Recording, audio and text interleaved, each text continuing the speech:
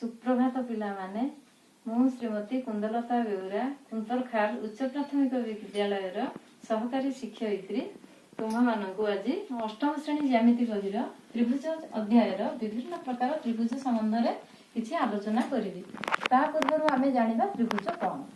त्रिभुज कहले तीनोटी बिंदु जदि गोटे सरल रेखार न थांती तेबे से बिंदुत्रय को लेकिन जो रेखाखंड उदाहरण स्वरूप ए गोटे बिंदु बी गोटे बिंदु एवं सी गोटे बिंदु ए तीनोटी जाक बिंदु गोटे सरल रेखार नहांती हेले ए और बी बिंदु को लेकिन ए बी रेखाखंड बी और सी बिंदु को लेकिन बी सी रेखाखंड सी और ए बिंदु को लेकिन सी रेखाखंड ये तीन रेखाखंडर संयोग एबीसी त्रिभुज गठित है।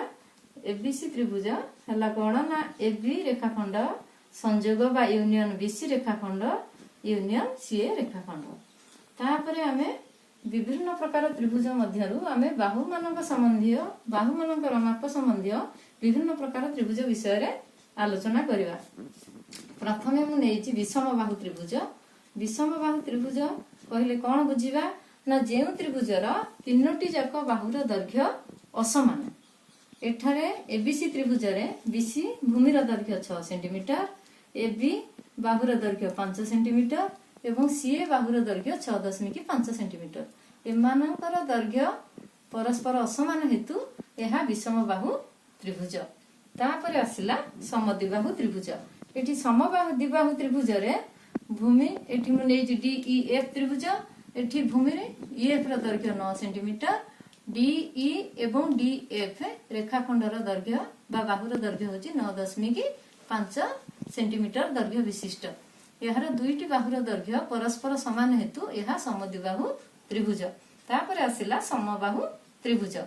समबाहु त्रिभुजर प्रत्येक बाहुर दैर्घ्य समान माप विशिष्ट अर्थात एठी एम एन ओ त्रिभुज रे एन ओ भूमिर दैर्घ्य 10 सेंटीमीटर एम एन र दैर्घ्य 10 सेंटीमीटर एवं एम ओ र दैर्घ्य मध्य 10 सेंटीमीटर तेणु यह है समबाहु त्रिभुज।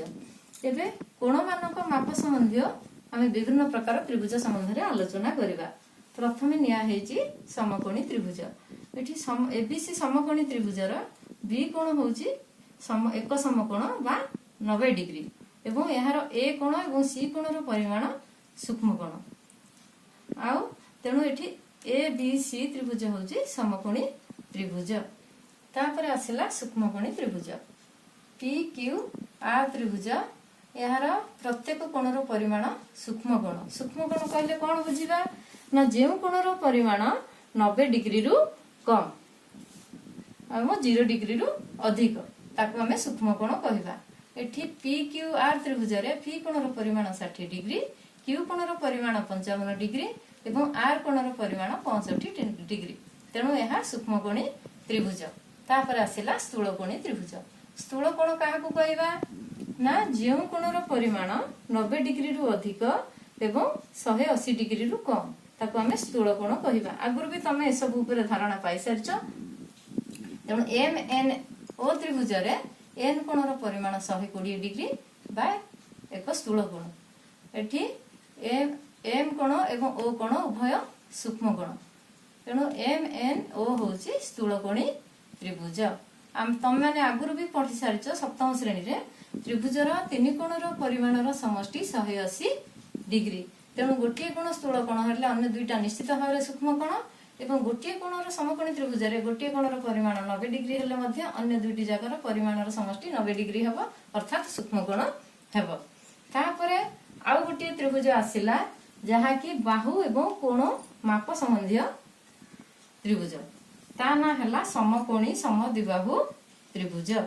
एठी जी एच आई त्रिभुज रे एच कोणर परिमाण एच आई भूमि एच कोणर परिमाण 90 डिग्री एठी जी एच एवं एच आई उभयर दैर्घ्य र माप 10 सेंटीमीटर अटे अर्थात एठी समद्विबाहु त्रिभुज एवं समकोणी त्रिभुज तेणु यार नाम है समकोणी समद्विबाहु त्रिभुज।